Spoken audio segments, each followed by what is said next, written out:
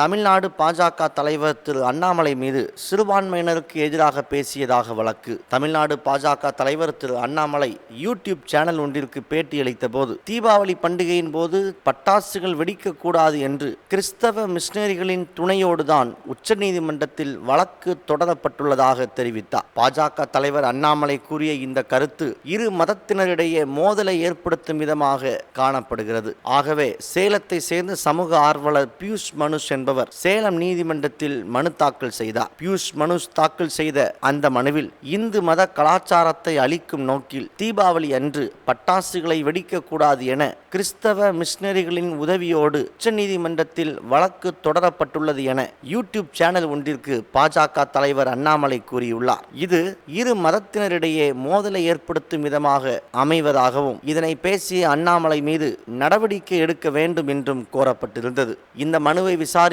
சேலம் நீதிமன்றம் திரு அண்ணாமலை விசாரணைக்கு நேரில் ஆஜராக சம்மன் அனுப்பியது. ஆனால் இந்த சம்மனுக்கு எதிராகவும் தனது மீதான புகார் மனுவை ரத்து செய்ய வேண்டும் என்றும் திரு அண்ணாமலை தரப்பில் சென்னை உயர்நீதிமன்றத்தில் மனு தாக்கல் செய்யப்பட்டது. இந்த மனுவை விசாரித்த சென்னை உயர்நீதிமன்றம் அண்ணாமலை மீதான புகார் மனுவை ரத்து செய்ய மறுத்தது.